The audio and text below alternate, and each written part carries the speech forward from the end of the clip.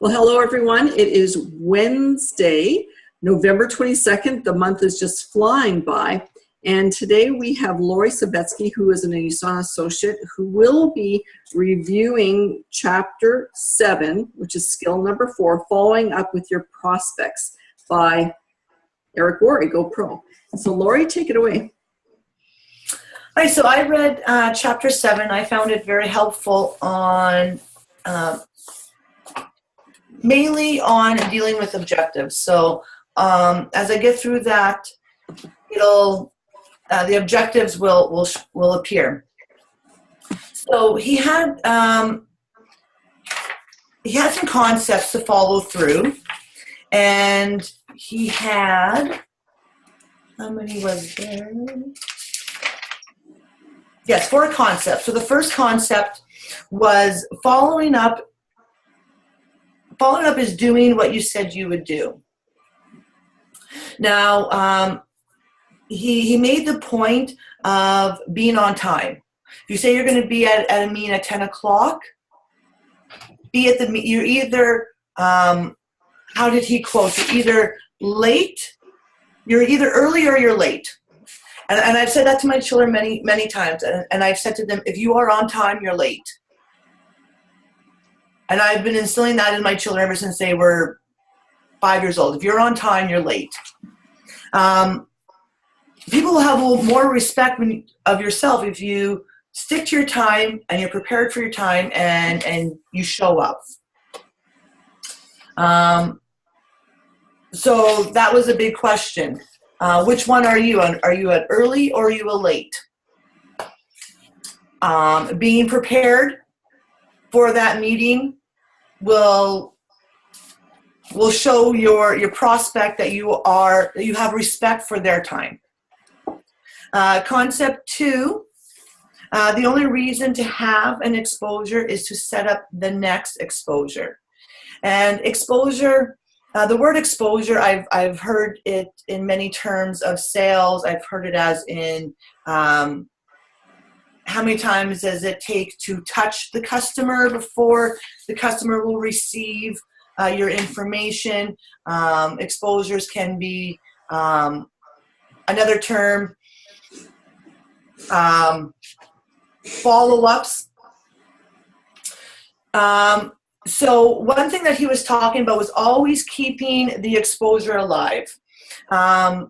When you follow up with one person for a coffee, make sure that the next meeting, you've already followed up with the next meeting, keeping it going. Instead of saying to the person, so what did you think of the material? And when you say that, you're setting up your prospect to start giving you a critical mind. And what I highlighted was you are not going to ask, what did you think of the material after you've presented it? By doing that, it invites a critical part of the prospect's mind to come up with objectives, trying to sound smart. So instead of after you meet a presentation, instead of saying, what do you think? A better response would say, what did you like best? What did you like best about the product? What do you like best about the presentation? On a scale from 1 to 10, 10 being I'm interested, let's sign up today, and at least a 1 is an interest. If the prospect even gives you a 1, you know they've listened. So it's turning the question around to the prospect instead of saying, what do you think? And by saying it almost sounds like you are doubting your presentation when you say, what do you think? I used to say, what do you think? And it's all up here in the thinking. People don't make decisions about their thinking. They make decisions on their feeling. Yeah. So I like the question, what did you like best? But I find it really interesting when you do ask the scale question 1 to 10. Sometimes they think, oh, this person's super interested. And they give you a level 4. It's like, okay, obviously I'm reading them wrong. So, what else can I do to help them get to a 10? So we may even ask them that if they're not a 10, say what other information, what other questions, do you have any concerns that are stopping you from becoming a 10? And I remember doing the call on Monday with Sheila, and I said the exact same thing. What do you think? And you don't even realize that you're saying it, because you're almost asking them for approval on your presentation. And of course, they're going to be critical. Yeah. Well, you know what I think? And now you've got to play into their defense instead of having a conversation that goes back and forth. And you never want to show, and another reason why he was saying this was that when you do that, you're almost giving yourself this authority side when you say that to your prospect. So what do you think? You're not trying to be there to be their boss. You're not trying to be authoritative. You're in an equal playing field when you're talking about the prospect. The other concept he has was... I just have one comment about the scale of 1 to 10. If they are 8, 9, or 10, you could ask them, are you ready to get started? Like 10 is like absolutely ready to get started, but even an 8 or a 9, at that point, they're very interested. So you could start the process of having them come aboard, either to, try the products or try the products in the business. That's a very close to a yes location. So don't be afraid to say, well, is there any reason why we can't start the paperwork? Is there any reason why? And then if there is, they'll give you a reason. But I've learned that very early on in my network marketing career. Don't be afraid to ask for them to get started. So is there any reason why we can't start the paperwork? And they say no, say great, well, let's start the paperwork. Yeah, and I think a lot of people have to give themselves permission to close a sale. You can do the soft close, but now when it comes to closing the customer, you're still asking. Well, you've already done it. Mm-hmm. And sometimes by overselling the close, you'll actually push them away even further. I've seen people sell them in, sell them out, sell them in, sell them out because they keep talking. The person was ready to sign up a half an hour ago, and now they've talked and didn't see the buying signs and didn't ask the questions that the person no longer is interested to get started, and they're running away. Yeah. Questions are really, really, really key. Okay, concept 3. So it takes an average of 4 to 6 exposures. And that means reaching out. The first time could be as simple as talking, as touching, as many times as it takes to talk to your customer and your prospect. If you give up on the first or second, you're really just tossing them away, and it has nothing to do with you. Life is busy. Maybe they had a hockey game, a family thing that came up. So don't be offended if they are saying no 2, 3 times. It's not necessarily what you're presenting. It's just they didn't have that right frame of mind. So key is to keep your urgency, but to have patience. And I highlighted that in the book. And that is so true. May I ask a question? Yes, please. I have a friend that I was so sure she would listen, and the first thing she said out of her mouth is, I don't have time. And she works at a gas station, and I said, what if someone came in and offered you a job that you can make 3 times as much money as you're making now? What would you do? She said, I will go for it. And I thought, well, this offers you much more than that. So how do I go back and make another connection? We're going to have a meeting so I can tell her about my mission that I just got back from Nauvoo on a church mission. But how can I use that meeting to reintroduce USANA to her? Well, actually, that was one of his concerns. That was one of his roadblocks, actually, in his book. One of their roadblocks is, I don't have the time.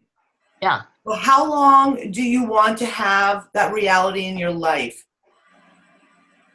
If you had to change how long would it take you to change? Oh, that's wonderful. How long do you want this to go on? How long do you want your time, or how valuable is your time to you? Sometimes just prioritizing your time. And talking to her, ask her about her schedule. What is it that's your roadblock? So many of us have time, or I always don't like when people say, oh, I'm so busy, I'm so busy, I'm so busy. Yeah. Sometimes when people say that, they just don't have time to fit it in, to either fit you into their schedule, or they're just saying that they don't want to be bothered. It's just a simple way to say, I'd rather not be bothered. I'm so busy. I'm so busy. Joel, did you say she doesn't have the time to sit down and listen to your presentation? I just stopped by her place, and we're kind of friends, you know, not really close, but she works at the gas station, so I see her all the time. And I told her that I wanted to talk to her about this and to set up an appointment. And she agreed to meet me. Then she said she was sick. And then she just simply said, I don't have the time. And time to meet. One of my holdbacks is I don't know how to overcome that objection by, you know, I tried to say, well, you know, you work at you don't say you work at a gas station, so you're not making much money, but you say if someone could come in and offer you a job, that you would be making 3 times the money that you're making with less hours, would you take it? And she said, yes. Okay. And then what did you say? Because you had you had the beautiful line. You had her saying yes. Then what did you do? I panicked. I said, well, that's what I can do for you. Can we get together and talk? And I didn't set up a definite time. And did she say yes then the second time you said that? She turned it kind of around and she said, I don't know that I'm interested in what you're doing, but I would love to sit down and talk to you about how your mission went. So, okay. And I used that and still bring it up again. Well, during your mission discussion, don't, you know, sit down, talk to her about the mission, but near the end of that discussion, say, this is what I would suggest. I would say, you know what, I was thinking about, you know, your current position and that, you know, you are interested in what I did for them. Oh, let me think about this for a second. I would basically say that I've been thinking about you and what I like about you. So give her a legitimate comment. What I like about you. What's her name? What's her name, Joel? I just had a brain freeze. Okay, let's call her Jill. Jill, you know, I really like you. I see you. Michelle, I really like you. I see you have lots of potential, so much potential. Okay. And start with a compliment, right? And that's what this book teaches. Start with a compliment and say something that you do like about her, right? Yeah. Something with, you know, sincere. Let's say, I like, you know, you have so much potential. I would love to work with you. I would really, you know, we're talking about the mission right now, but I really love to have the opportunity to share what I'm doing, because I really feel that with you and I partnering together, you can earn, you know, 3 times the income what you're currently earning. But Michelle, if you're not interested after I show you, that's okay. I'll respect your decision, but at least take a look. Okay. So separate the two, the mission and the business. Say, I appreciate you wanting to hear this, but what I really want to tell you about is this fantastic business. All I'm asking you is to listen. And after you listen, I will respect your decision. Wow. Thank you. But talk about the mission. She's willing to sit with you, the mission. So have a nice conversation. And then at the end, don't even go into you saw, set up another meeting number 2. Oh, okay. Thank you. That's good. And that's part of what Eric's talking about, is that, you know, to go fast, you need to go slow. You know, so one of the girls I recently sponsored, I met at a networking event. We got together for a coffee. I listened to all about her. I didn't say anything about USANA. Then I said, you know, I gave her a legitimate compliment, explained to her the benefits of why to meet with me for the next time, and where I would explain this opportunity. And if she's not interested in it, that's okay. I respect that. Okay. So I separated the two. Okay, good. Thank you. But you bridge from the first meeting, you make sure the next one's set, and then from there you make sure the next one's set. It's a continuous follow-up process that you're going to go through. Connecting with you ladies is so wonderful for me. So thank you. You inspire me to not give up, to jump out there and make it happen. So thank you. You're welcome.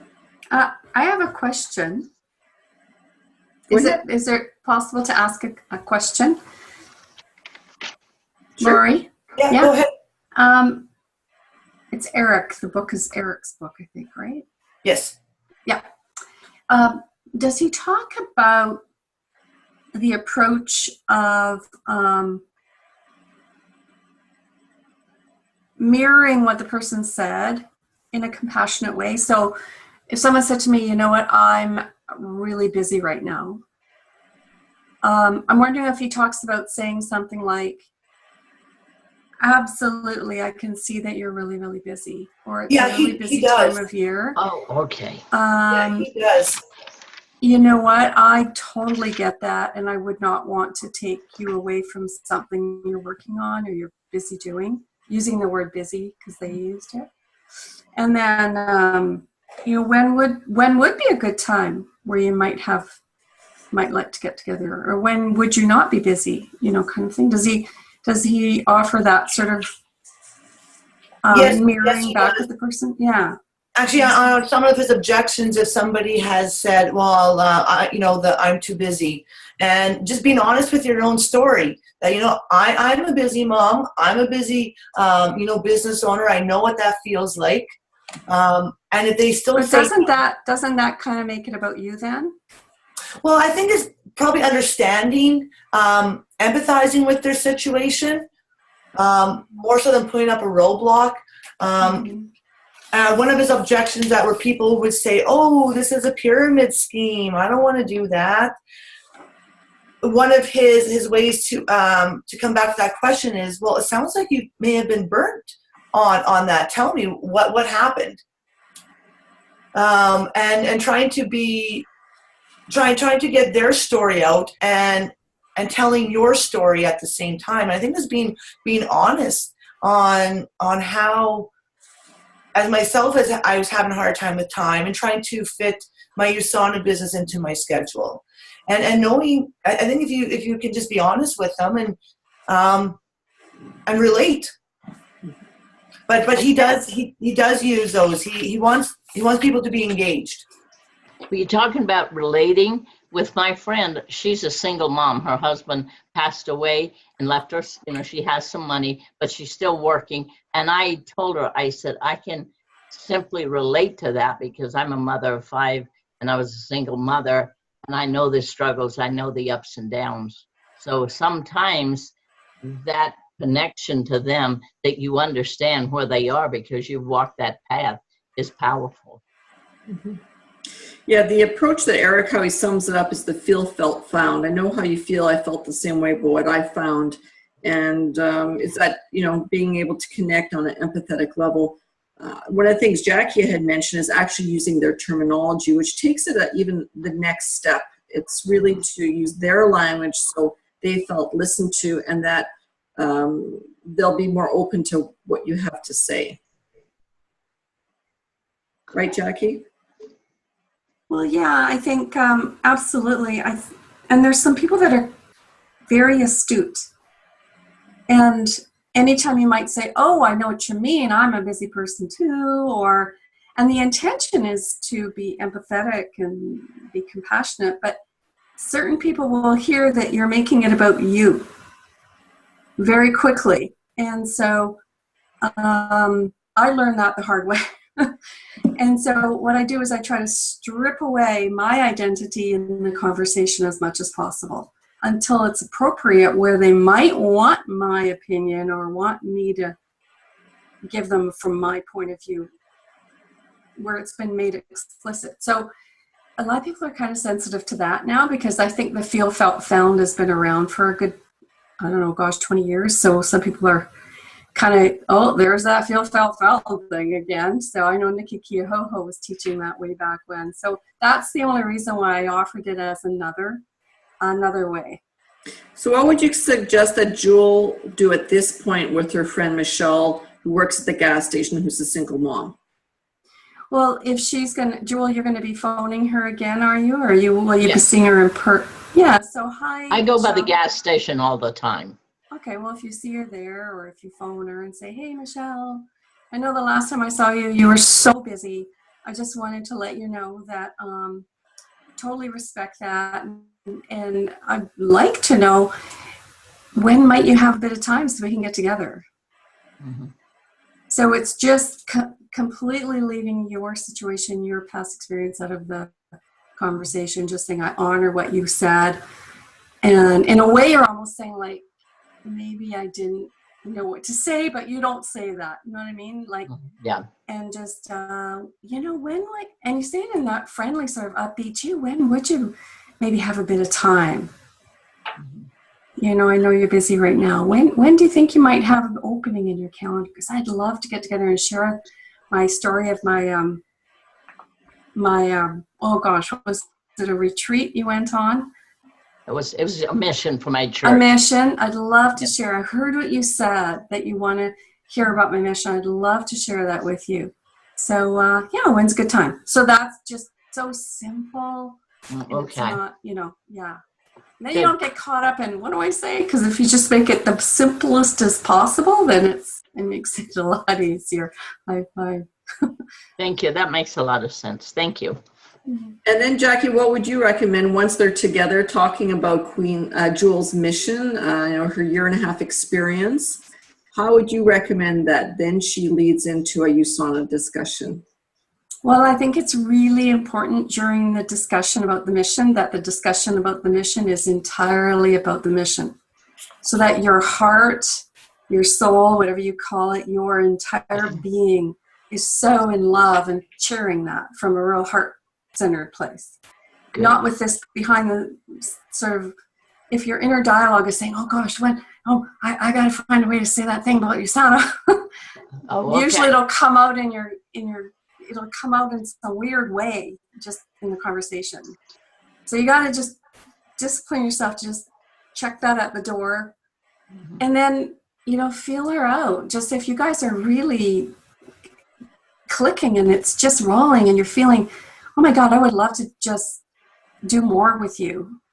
I know that having an extra income would be so helpful. You mentioned it. Or like replay something that was said before. Would you be open to having another meeting like this, just so I can, I can introduce you to the really great company that I'm working for, whatever you want to say, or the products, depending on what she's interested in. Okay.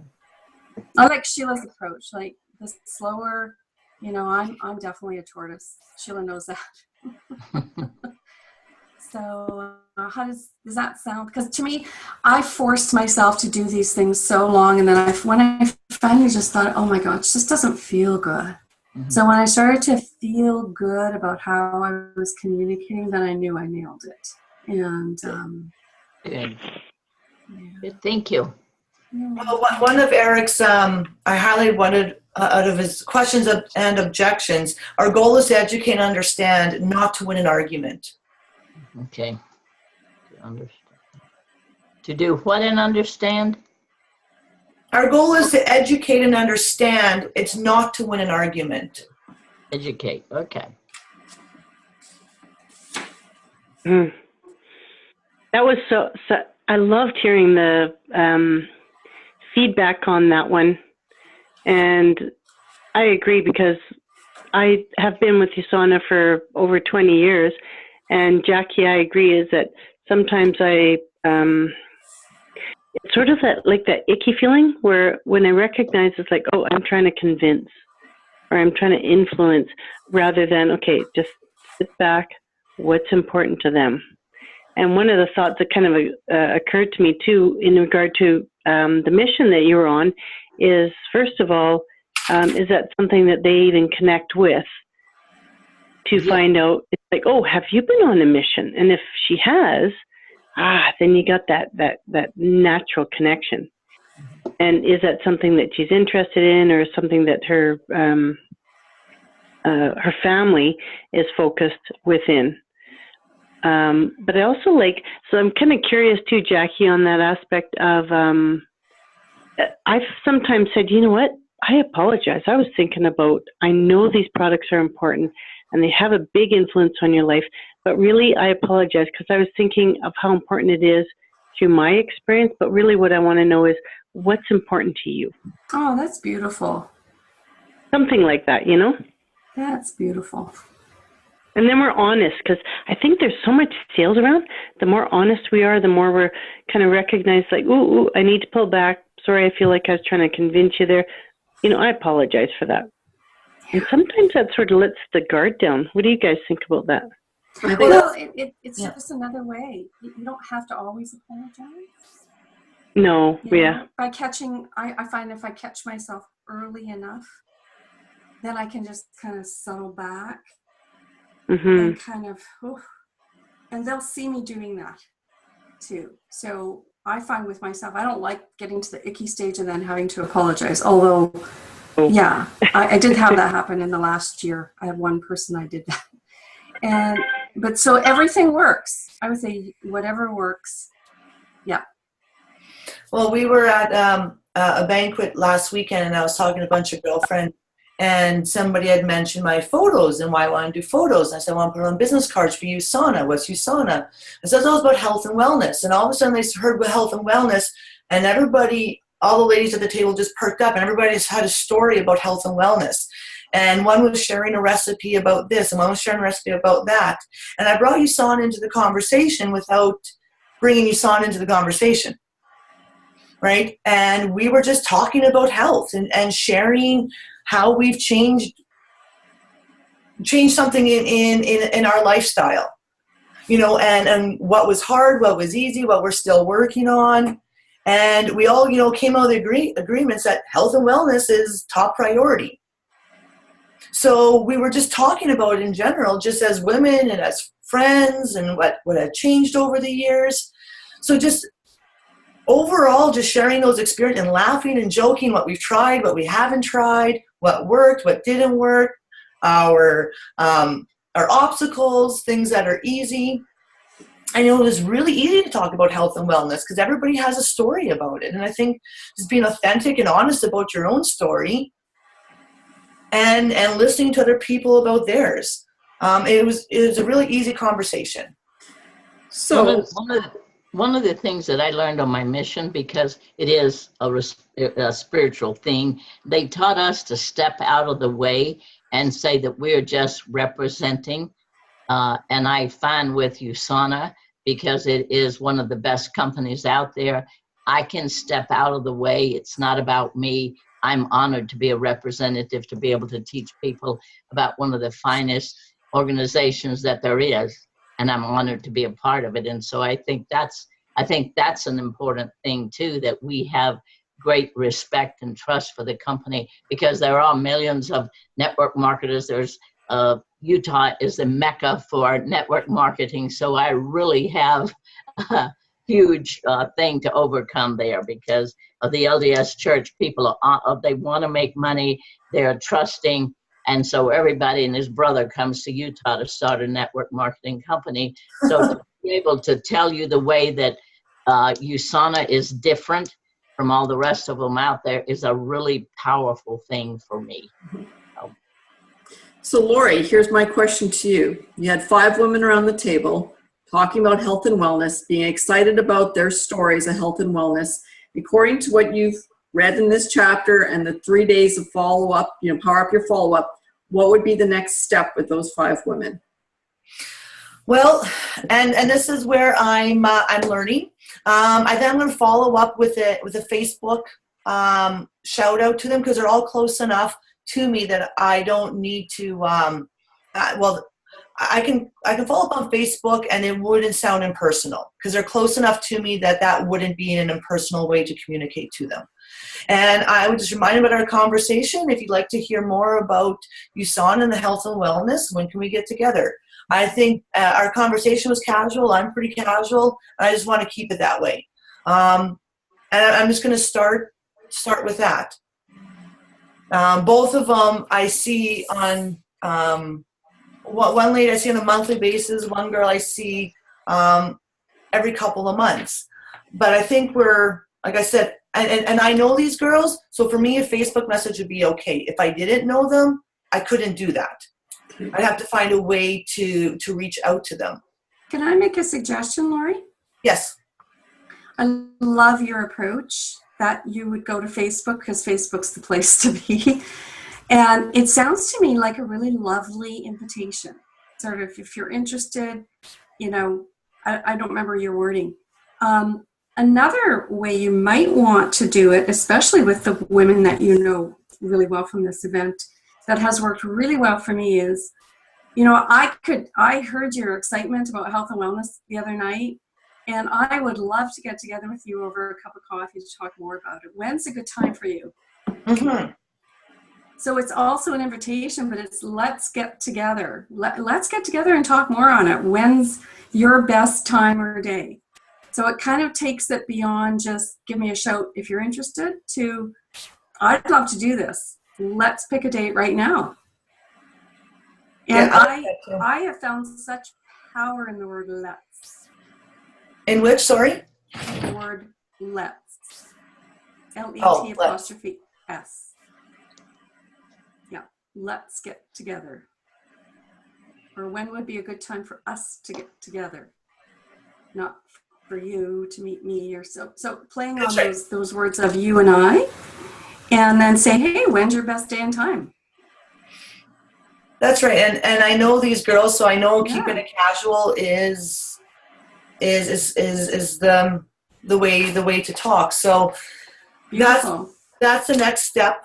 I've been using LinkedIn a lot for that as well, and I find a good 90% of the time I have a date and time set up within a couple hours. They'll get back to me, and we've got a date on the calendar. Mm-hmm. I can write out that wording if you guys like. Actually, Jackie, can you post that to the Global Energy Team Facebook group, the words? That really is important, is that coffee date. In fact, that's one of the things that Deborah Hoffman talked about during her training, but we had skipped out a little early that day, was the coffee date. And I actually built my business through these coffee dates. That's how I still do it. So absolutely, I agree. The next step would be to connect with them. When can we get together for coffee? You get together with them for coffee, and that's when you really share the USANA information with them. Well, one question, You're a master at that. Oh my gosh, I'm just blown away. Yeah. I guess I could always ask this girl too that if I can have her permission to send her a couple of videos before we sit down. You know, do they live in the Beausejour area that they can meet? No, they don't. They don't. And realistically, we physically see each other maybe twice a year. We communicate with each other all the time. Lori, where do they live? In Laptabani. Well, I mean, I drive to Winnipeg for coffee meetings. Could you not drive to Laptabani and meet them for coffee? No, true enough. Because I go to Winnipeg like every week, twice a week, and I meet people for coffee. So Laptabani is only 30 minutes away. I would, if you want my advice, I would say set up a time to meet with them in person. That is the most powerful. Because I also, and I follow up with the videos. Okay, well, that's what I was wondering. Do I send a video first? Then could that sound salesy, or just want to meet up with them? This is important enough to meet with them in person. It's worth the drive to meet with them. And besides, they're your friends. You like these people. Like, why not go hang out with them and have a coffee and get, and share something that you're interested in, and obviously they're interested in because they were excited about health and wellness. Exactly. And we were actually starting to plan other girl weekend vacations. We stopped the health and wellness conversation, then we got into planning girl weekends, and when can we all get together and go snowmobiling together just as girls. And so we started talking about so many other things, and then the conversation just went to other places in the table. So I was able to, out of the 4 women I was talking to, I was able to really connect with one on the health and wellness. Some left, some were interested, some had to listen to us because they were stuck in the middle between us. So it was actually, for me, it was really good practice of talking about it without being, or talking about very casually. No, that's a great first step. So the one that was what I recommend is the one that was very, very interested is the one that you connect with as soon as possible and go meet her for coffee. Mm-hmm. Even if it means you have to drive a half an hour or even an hour, go in and meet them. And I think I might have to have some, I'm going to have to really keep the Ask the Scientists on this one, because her husband's coming off of some very, very concerning health issues he just had. So I really don't want to give any false information on any product that I'm not sure of. So I want to make sure that I don't want to sound off coming like I know the product that he needs to have, because he's just coming off of he just had a brain tumor removed, so I really don't want to be jumping in and thinking that I know what I'm talking about with his condition. So I guess that's my next step, is how do I talk to this person without being too invasive into his health. I would even stay away from the husband. I would just really focus on her and what she's looking for. Okay. So is she looking for more energy? Like, I would ask a question when you get together with her. Ask her something like, what are your health goals this year? Okay, just sort of keep his health then off to the side then. Yeah. Okay. Yeah. So what are her health goals? Does she want more energy, more mental clarity? Does she want to lose weight? What does she want, and focus on her needs? Okay. And that'll probably be a safe zone. And frankly, USANA won't recommend, like you say, hey, this guy's had a brain tumor, what should he use? They won't recommend. Like they aren't going to be doctors. So just focus on her. Okay. But great discussion on what are the next steps. Just like Eric Gorey said, one meeting leads into the next meeting, which leads into the next one, which leads into the next one. It's that, connecting, educating process until you have an answer from them, yes or no. And these exposures, sometimes it could take, 3, 4, 5, 6, 7 times before a decision is made. Okay. All right. Anything else you want to say about questions and objections? This topic alone could be weeks of training. Another one that I really liked was his objection with people of I don't want to bother my friends with it, and that one hit a chord for me, because it can be just the opposite. Because when I have something that's happened to me in my life that's happy and it's exciting, that's the first people I turn to are my friends. That's who I share with, and I share whether it's USANA or not. I pick up the phone and, you can't believe what just happened. This is so exciting. And I do share. So that objection, I don't want to bother my friends. Well, I share my happiness with my friends. So why wouldn't you want to share something good with your friends? So that was actually the one that struck me the most. So if anybody else wants to elaborate on any other, he had I don't want to bother my friends. It sounds like a pyramid scheme. I don't have the money. I don't have the time. So he focused on all of those, but the friends one was the one that struck the deepest chord with me. So are you saying that you do, or you did feel that way? Well, at first I thought, well, how do I tell this to my friends? Like, are they going to think I'm trying to sell them something? But in essence, if I turn this around to say, I share all my other good with my friends, why wouldn't I share this good with my friends? Why am I trying to keep this a secret and trying to hold it in? Good point. I think it's really tricky. Well, and I don't think I want to sit down and give them the catalogs as such. If people want to ask me, I'll be willing to share. Okay. Oh, you're still in USANA? They'll come by my kitchen. I said, yeah, I'm feeling great. And I just leave it as that. Yeah.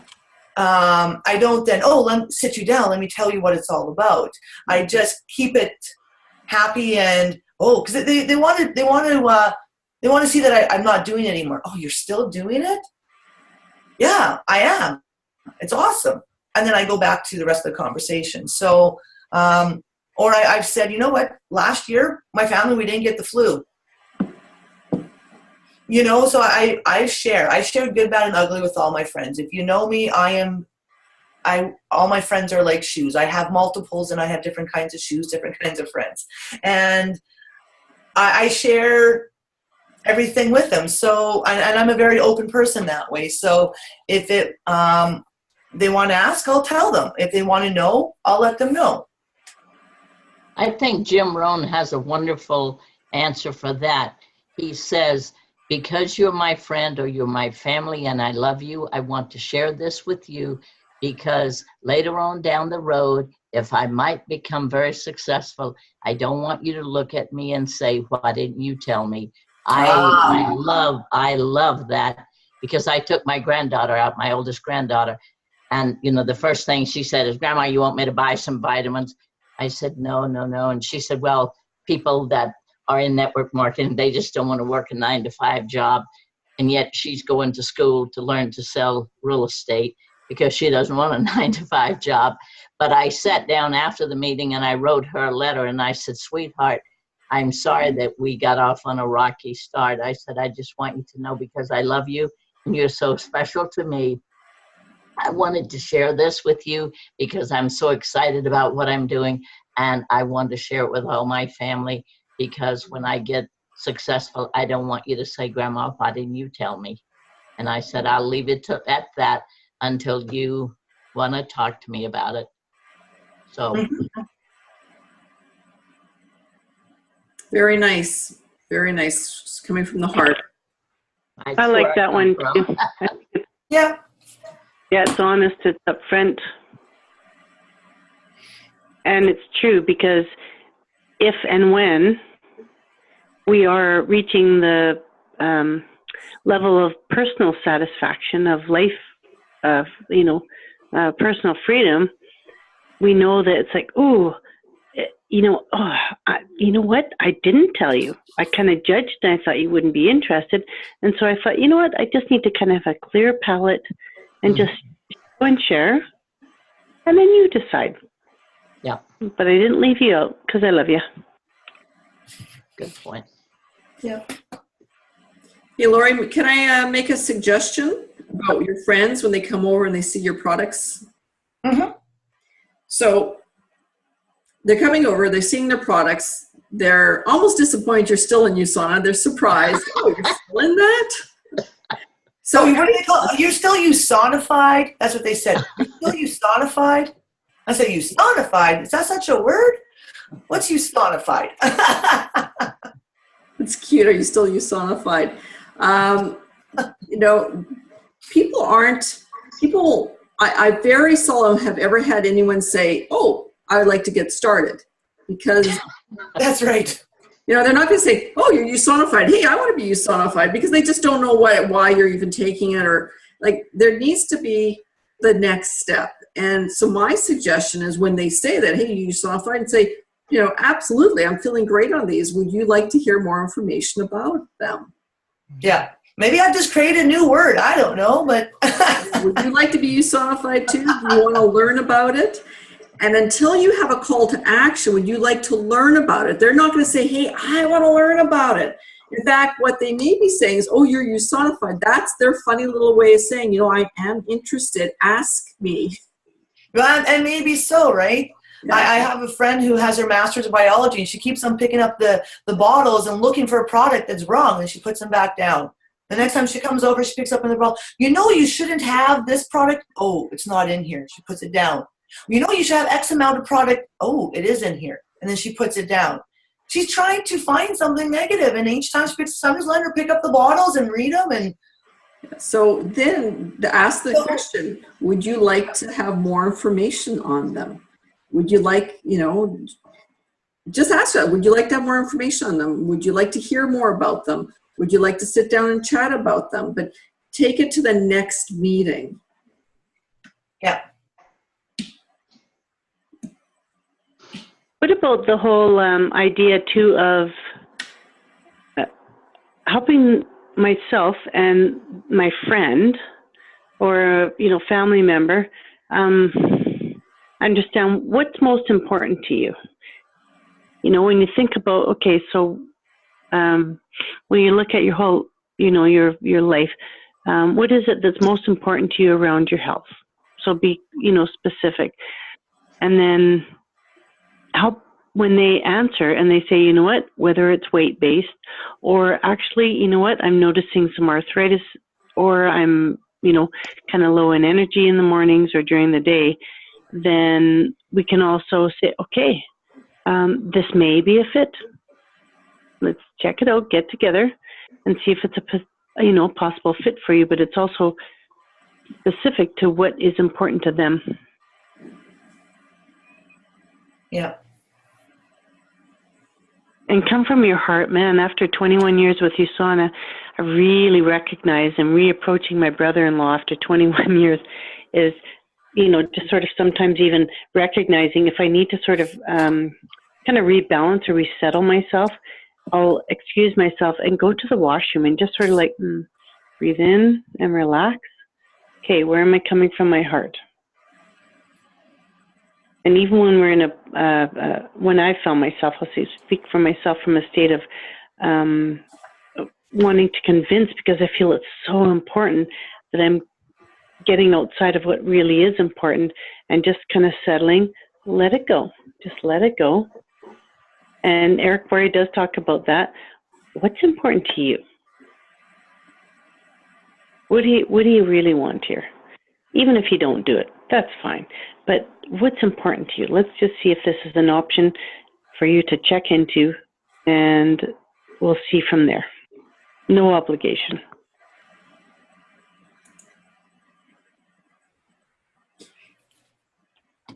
Yeah. Lori, did you have anything to say on this slide? Limiting beliefs relate to people, relate your story. Was there anything that you wanted to say? Well, I think I've been touching on this sort of all night is, and this was one of my breakthroughs that we had last weekend in the Power Brief follow-up is for me, it was embracing my story and not trying to make up who I am not, embracing who I am, what I'm going through at the moment, what my family's going through in the moment, and embracing that. There's others out me that might be sharing the same, who have been through it. And for me, I think that's just what I have to carry on, is just being honest with my story, wanting to know everybody else's story, and keeping that communication flowing. So I really like that keyword story. What is your story? So that really appealed to me. So I enjoyed that part of the chapter. Good. I think this might be, nope, this might be the second last slide. Yeah, that's the second last slide.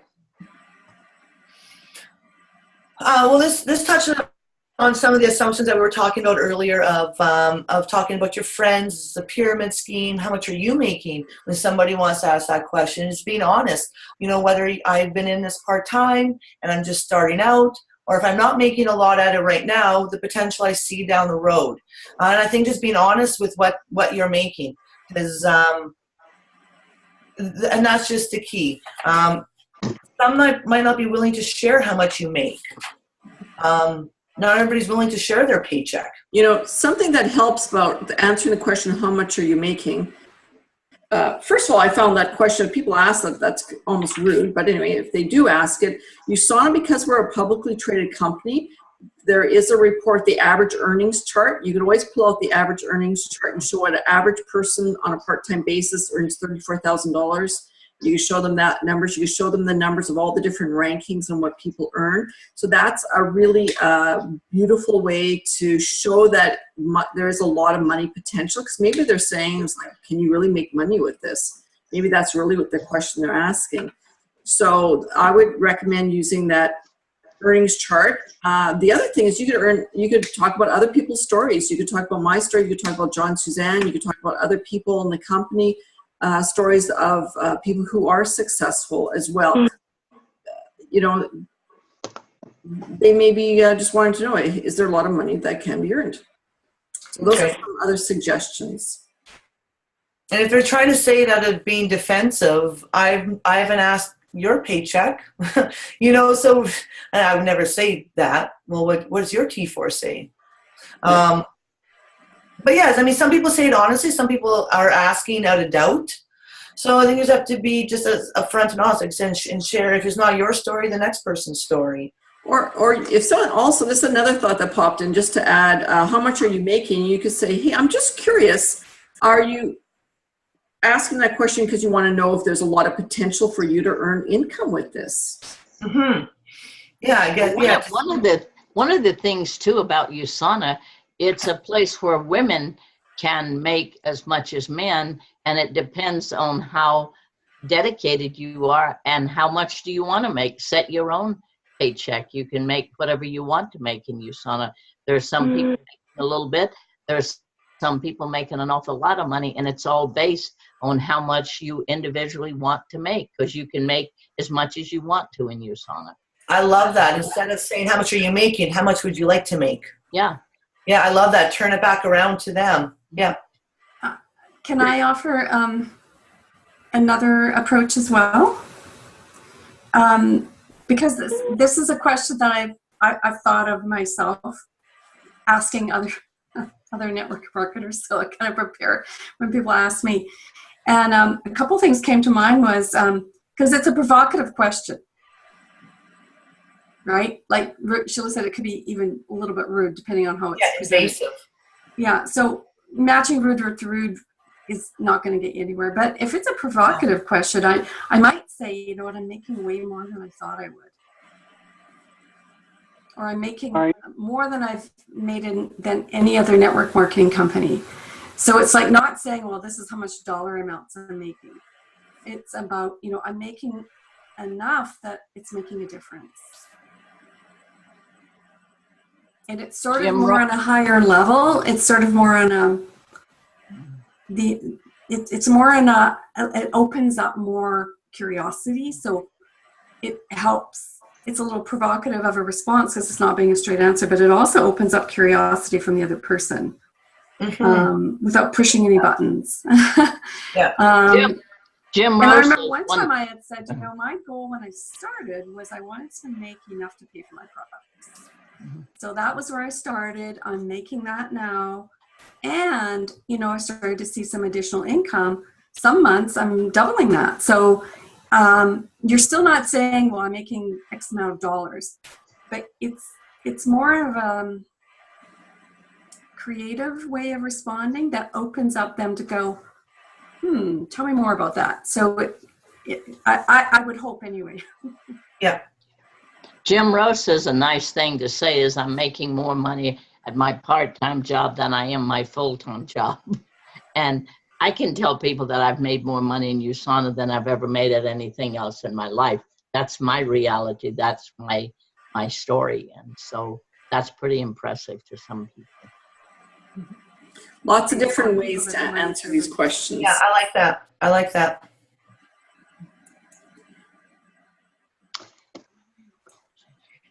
Okay. So that's one of the keys. I think this is the last slide, right, Lori? Yeah, that's right. That's so cute.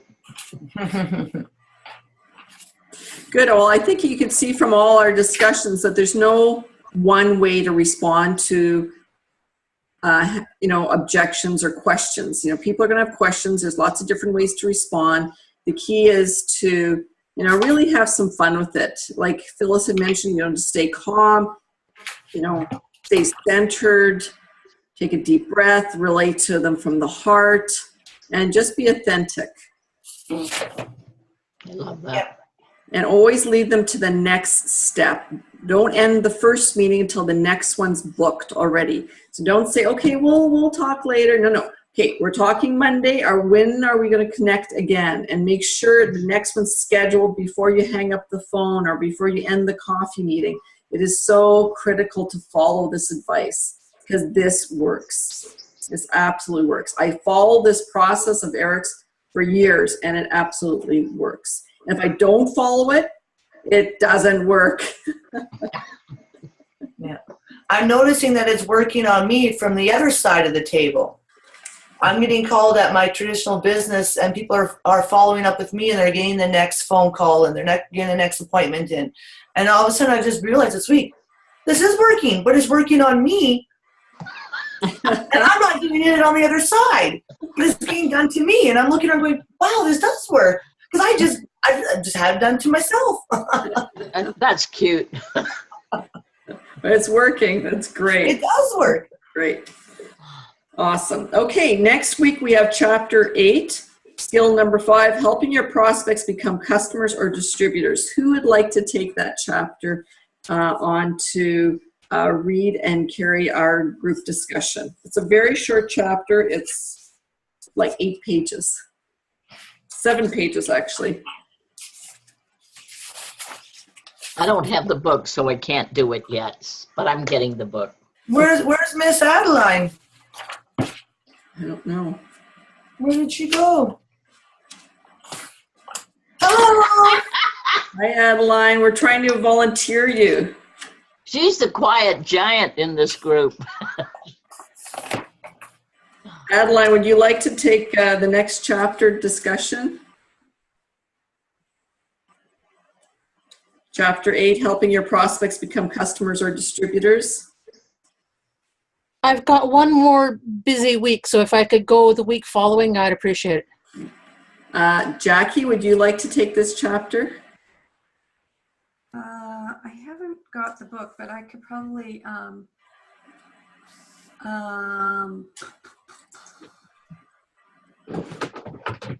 haven't got the book. I guess I could talk about that, but from my own experience. A couple things. I could take pictures of the book and text them to you, pictures of the pages. I could photocopy the pages and stick it in your mailbox. Yeah, whatever works. If you want to do photos, not good. If you want to, would you do this? Yeah, put them in your photocopier and then scan them. Don't know if my scanner works, but I'll get the pages to you. But you can scan. Maybe you can scan to a to one of these things. What do you call these little things? USB stick. USB. Yeah, to USB, and then you can send it as a PDF in an email. Sheila, That, or if you, I'm hoping to make it tomorrow night to the meeting because I'm interested in social media. So if you want to bring it there, and I can actually my photocopy at work can go directly right to the USB port, so I can even photocopy and send them off to file and then give them to you, Sheila. Okay, we will get them to you, Jackie, but Yes. for sure I will have this with me tomorrow night to give to you. okay, good. Oh, Yeah. excuse me. All right, great, awesome. Well, thank you for being on the call tonight. Great discussion. I hope you all Fun. enjoyed it. Nice to see you all. Yeah. Yes. Thank you all. Happy I love it. Thanksgiving. Happy gobble gobble, Jewel. I'm just a big turkey. What can I say? Well, we love your feathers. I can Hey, Sheila,